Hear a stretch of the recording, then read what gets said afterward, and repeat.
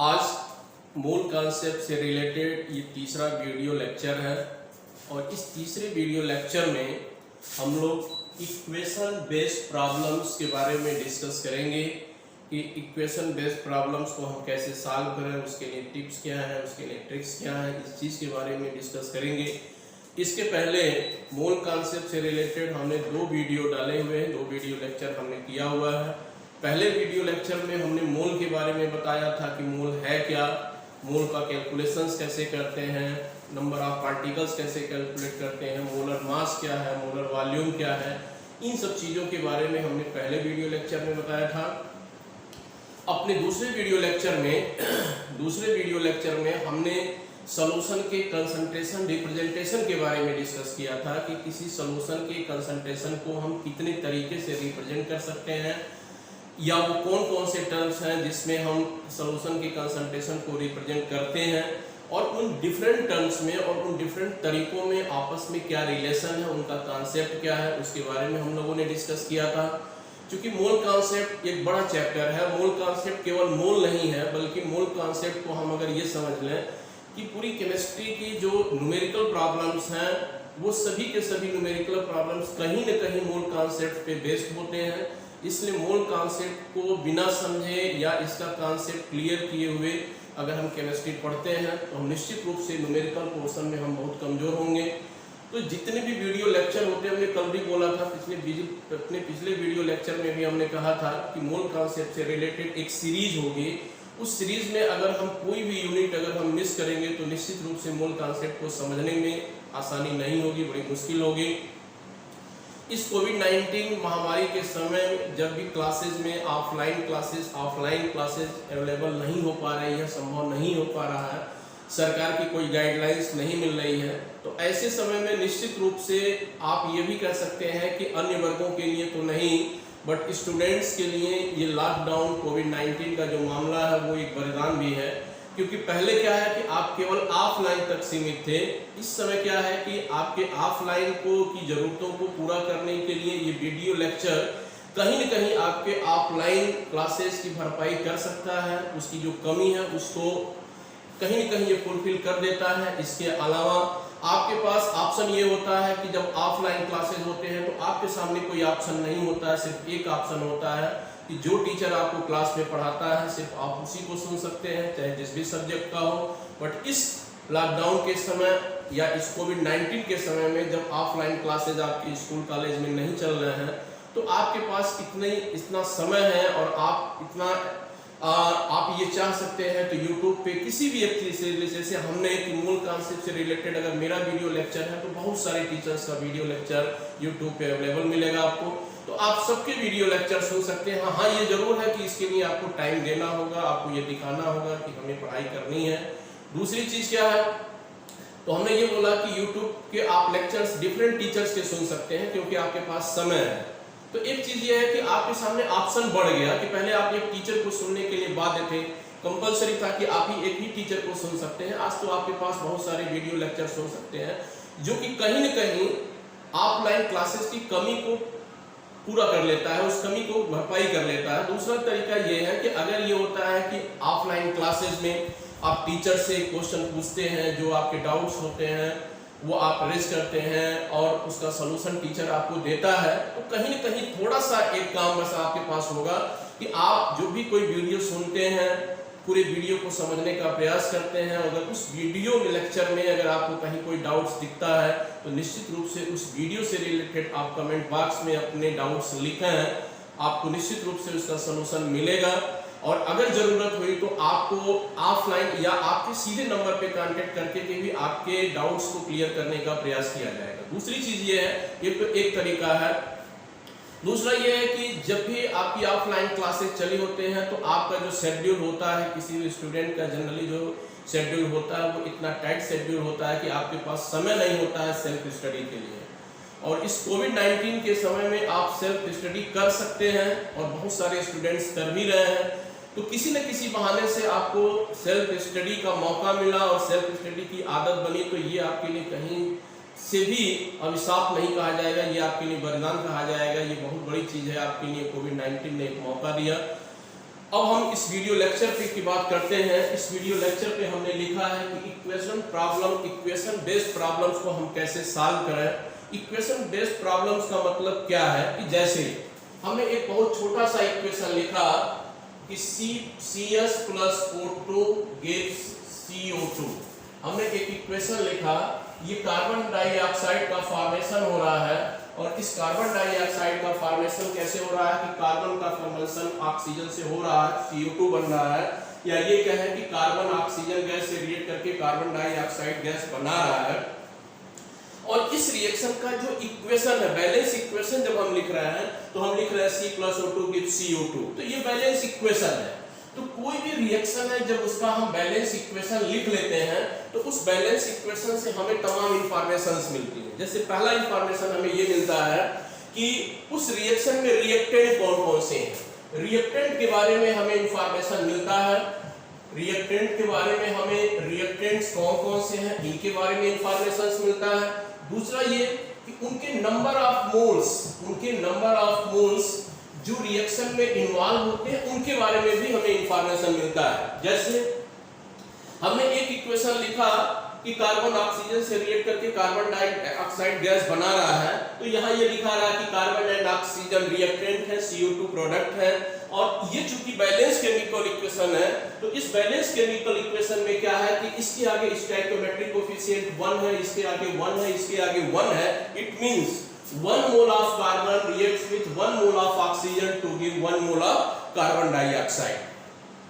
तो इस तरीके से हम ये बताते हैं कि रिएक्टेंट्स क्या है और नंबर ऑफ मोल्स क्या है, या उनके जो रिएक्शन में इन्वॉल्व होने वाले रिएक्टेंट और प्रोडक्ट्स हैं उनका रेशियो क्या होगा, उनके मोल का रेशियो क्या होगा, ये भी हमको बैलेंस केमिकल इक्वेशन से पता चलता है। अब जैसे अगर हम इसी क्वेश्चन में एक काम हम ये कर रहे हैं, जैसे हमने एक काम कर लिया, हमने ये कहा कि अगर क्वेश्चन हमने यहाँ डाला कि 1 मोल या हम इसको 1/2 मोल कार्बन को रिएक्ट करने के लिए required amount of oxygen gas अगर हमें चाहिए, minimum required amount of oxygen हमें पता करना है।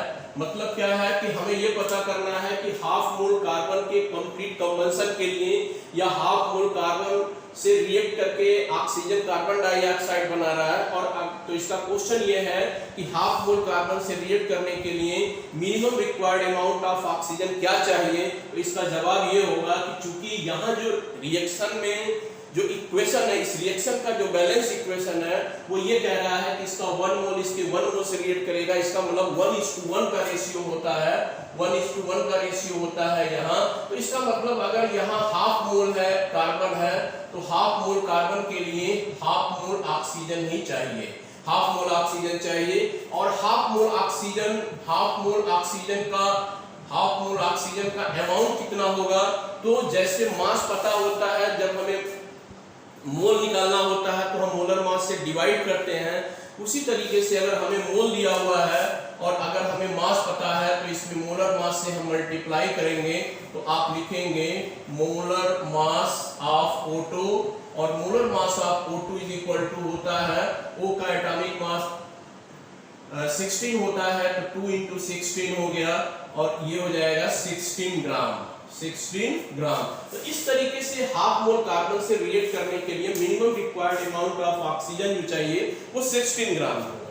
दूसरा क्वेश्चन अगर इसी में क्वेश्चन एनालाइज किया जाए कि what is the amount of carbon dioxide and also calculate the volume of carbon dioxide eight STP, तो हम ये कहेंगे कि half mole carbon half mole oxygen से रिएक्ट करके, क्योंकि 1:1 का रेशियो होता है कि इसका 1 मोल इसके 1 मोल से रिएक्ट करके 1 मोल बनाता है, इन दोनों के हाफ मोल है, तो निश्चित रूप से जो यहाँ कार्बन डाइऑक्साइड बनेगा वो हाफ मोल बनेगा।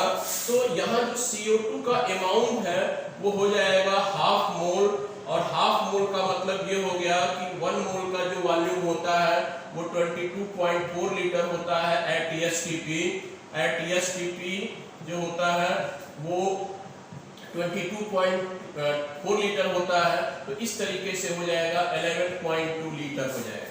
तो इस तरीके से ये बहुत सा आसान सा क्वेश्चन है। मुझे लगता है कि आप जितने भी स्टूडेंट्स इस वीडियो को देख रहे होंगे अगर वो याद करें तो मुझे लगता है कि 10th क्लास की केमिस्ट्री में भी ये चीजें रही होंगी कि बैलेंस केमिकल इक्वेशन से रिएक्टेंट्स और उनके रिक्वायर्ड अमाउंट्स को हम कैसे कैलकुलेट करते हैं।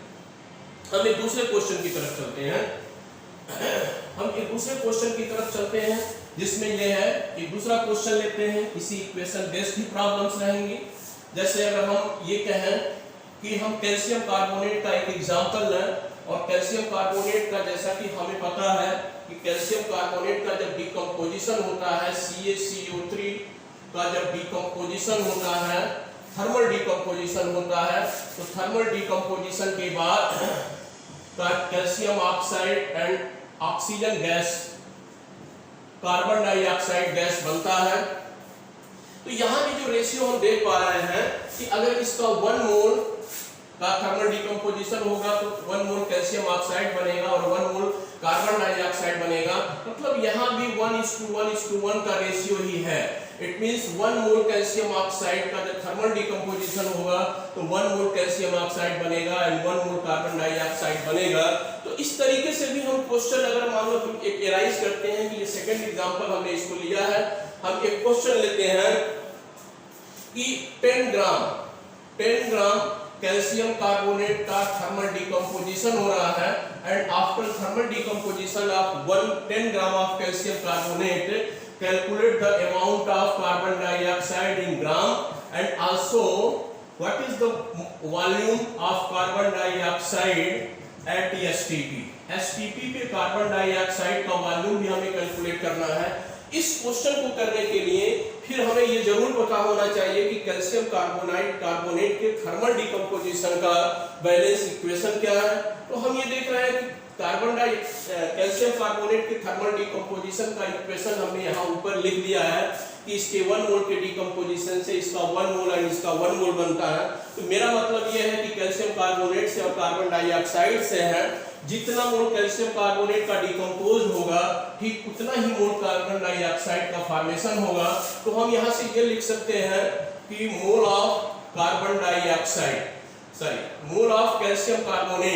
कैल्शियम कार्बोनेट का मोल अगर हम निकाल लें तो ये हो जाएगा 10 ग्राम है और कैल्शियम कार्बोनेट का मोलर मास होता है 100 and this is equal to 0.1 mole.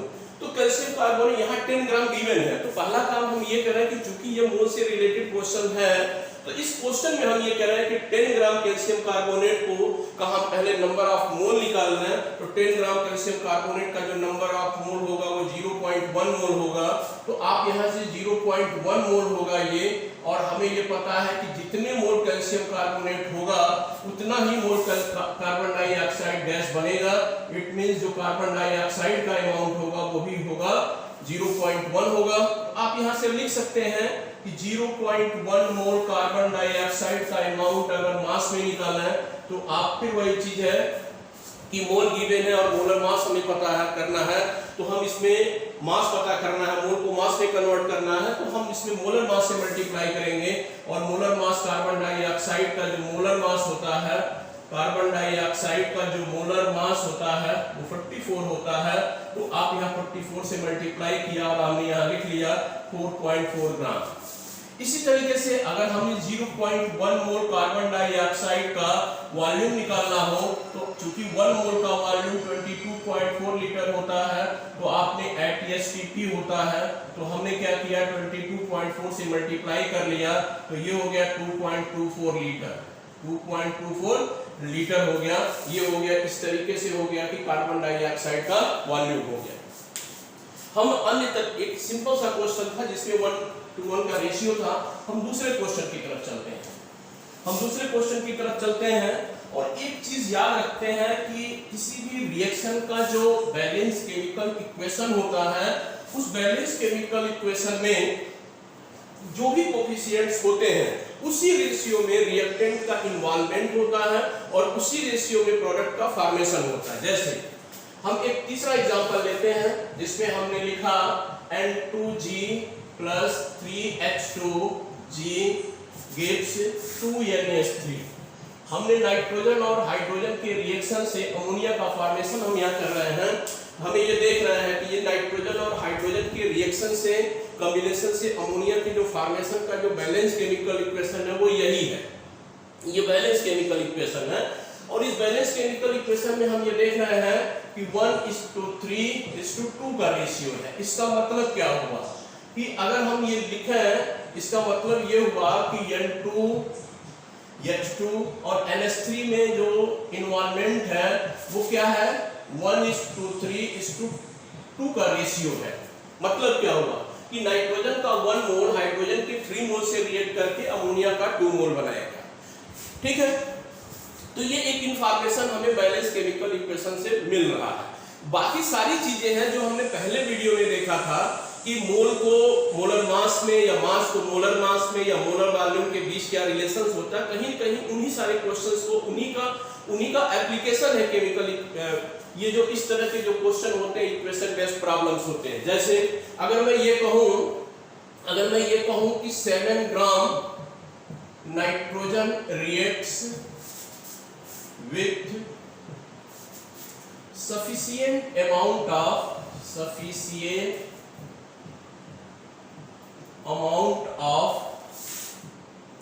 hydrogen,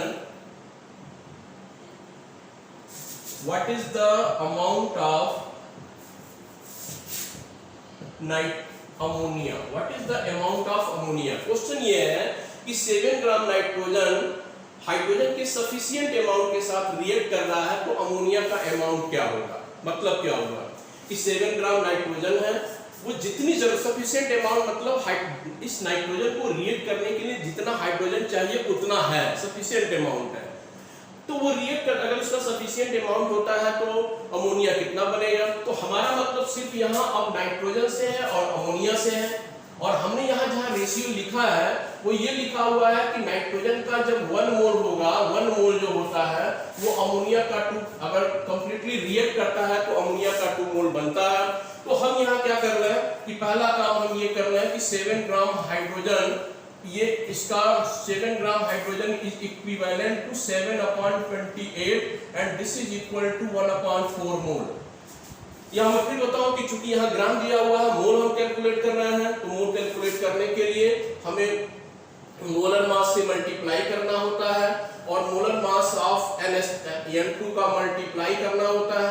तो ये होता है नाइट्रोजन का एटॉमिक मास 14 होता है, सो 28 हो गया, तो 7/28 दिस इज इक्वल टू 1/4 मोल। अब यहाँ मैं बताऊं कि 1 मोल नाइट्रोजन जब कंप्लीटली रिएक्ट करता है हाइड्रोजन के साथ तो अमोनिया का 2 मोल बनता है। तो आप यहाँ से लिख सकते हैं कि amount of ammonia is equal to 2 × 1/4, क्योंकि जितना नाइट्रोजन होगा उसका जस्ट डबल अमोनिया होगा। तो यहाँ सारी ये नाइट्रोजन है, ये जितना नाइट्रोजन होगा उसका जस्ट डबल अमोनिया होगा। तो यहाँ 1/4 मोल हाइड्रोजन है तो इसका just double 2 × 1/4 and this is equal to 1/2 mole ammonia का फॉर्मेशन होगा। अगर इसको हम मास में लिखें तो मास में हम लिख सकते हैं, ग्राम में इसको लिखना चाहें तो 1 × 17 लिखेंगे and this is equal to 8.5 ग्राम।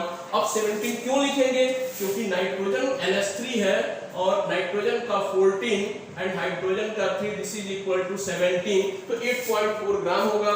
और इसी चीज को अगर वॉल्यूम में हम लिखें तो हमें ये पता है कि 1 मोल का STP पे किसी भी सब्सटेंस का, गैसियस सब्सटेंस का 1 मोल का जो वॉल्यूम होता है वो 22.4 लीटर होता है।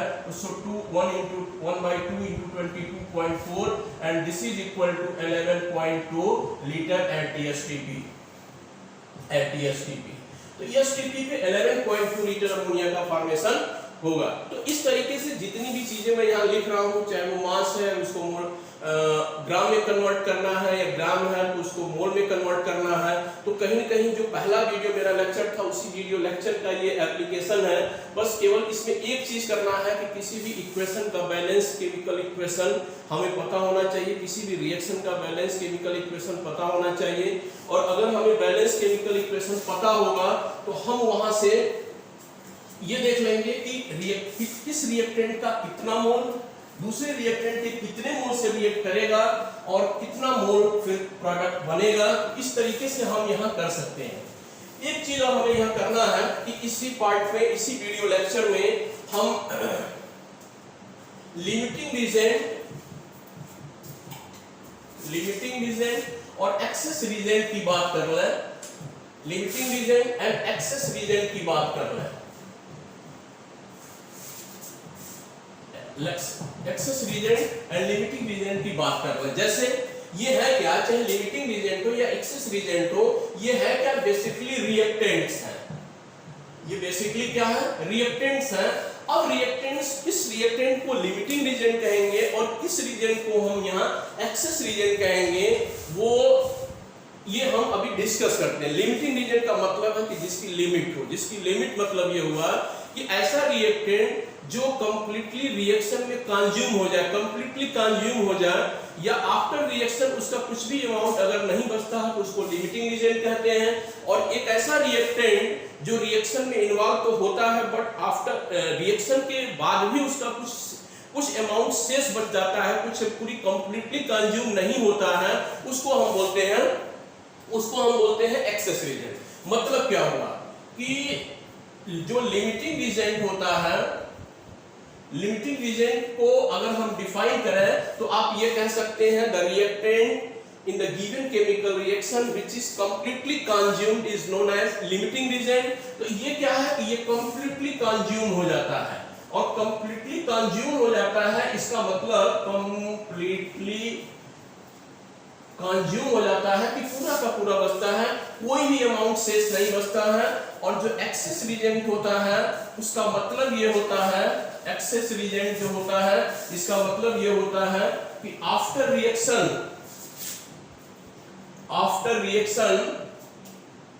नॉट कंप्लीटली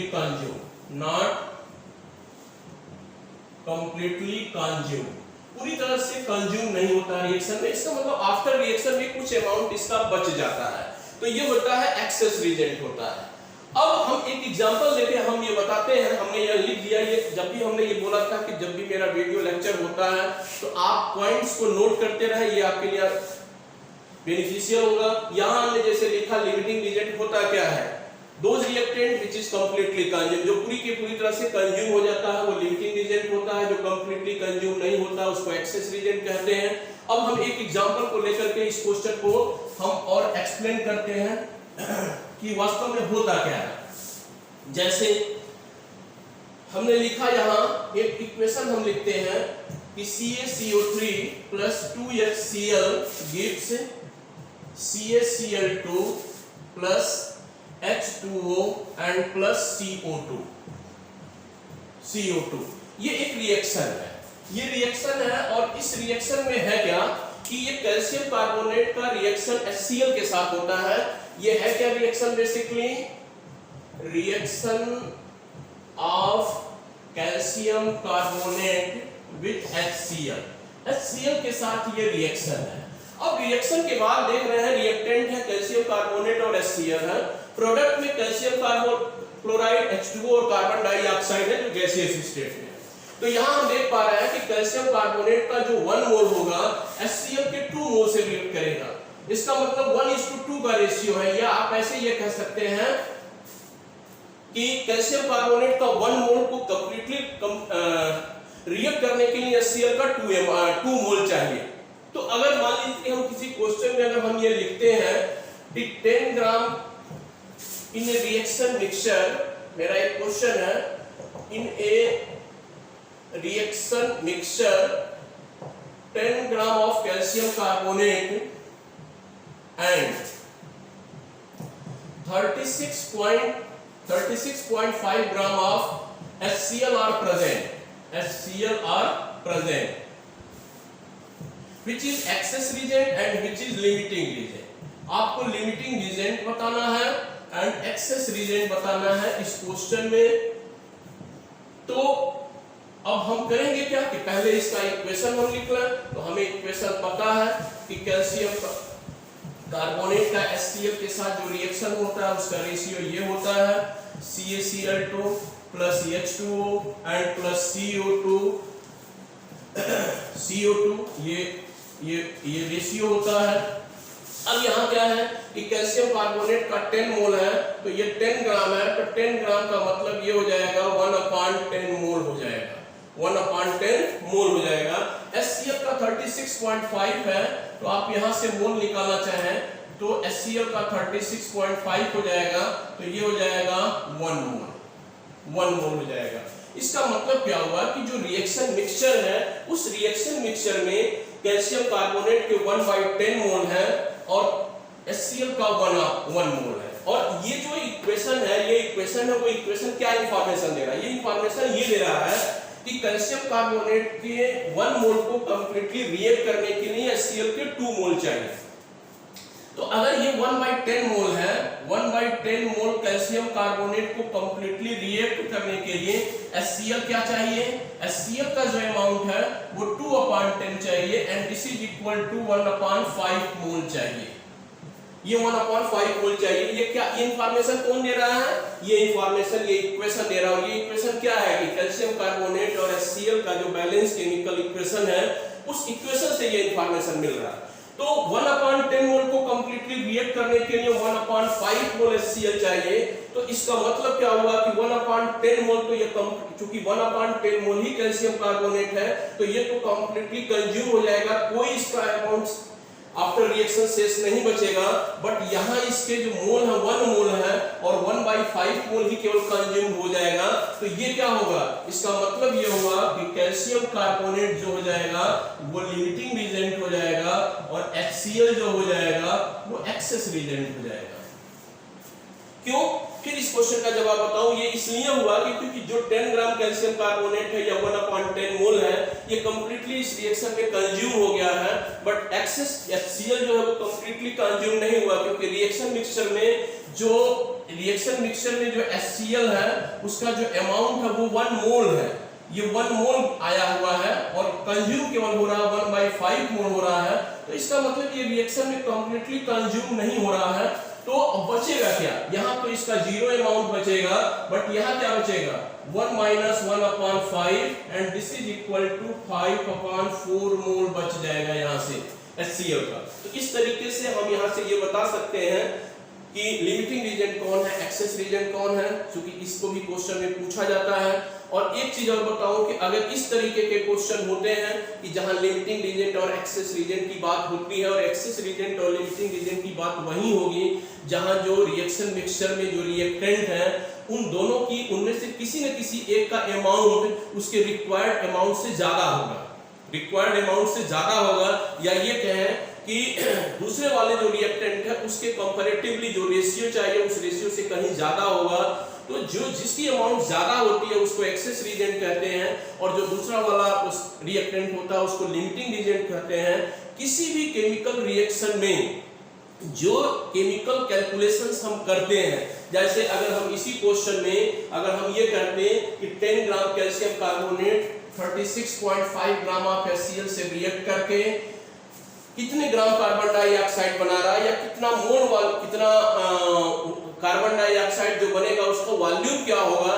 तो इस क्वेश्चन को सॉल्व करने के लिए जब हम एक्सेस रीजेंट और लिमिटिंग रीजेंट पहचान लेते हैं, आइडेंटिफाई कर लेते हैं, तब फिर हम क्या करते हैं कि लिमिटिंग रीजन के अकॉर्डिंग ही केमिकल कैलकुलेशंस हमेशा करते हैं। एक बात ध्यान देने की है कि केमिकल इक्वेशन बेस्ड जो प्रॉब्लम्स होते हैं उसमें हमेशा जो केमिकल कैलकुलेशंस होते हैं वो अकॉर्डिंग टू लिमिटिंग रीजन होते हैं, लिमिटिंग रीजन के अकॉर्डिंग ही करते हैं, एक्सेस रीजन के अकॉर्डिंग नहीं करते हैं। जैसे अगर इसी क्वेश्चन में मैं कहूं तो 1/10 मोल कैल्शियम कार्बोनेट को रिएक्ट करने के लिए 1/5 मोल चाहिए और अगर ये 1/10 मोल है, अगर ये यहाँ 1/10 मोल कैल्शियम कार्बोनेट है इसका मोल, तो इसका मतलब और यहाँ से ये इंफॉर्मेशन मिल रहा है कि कैल्शियम कार्बोनेट का अगर 1 मोल होता है तो कार्बन डाइऑक्साइड का भी 1 मोल होता है। तो इसका मतलब अगर कैल्शियम कार्बोनेट का 1/10 मोल है तो जो SCO2 होगा वो भी उसका भी अमाउंट 1/10 मोल होगा।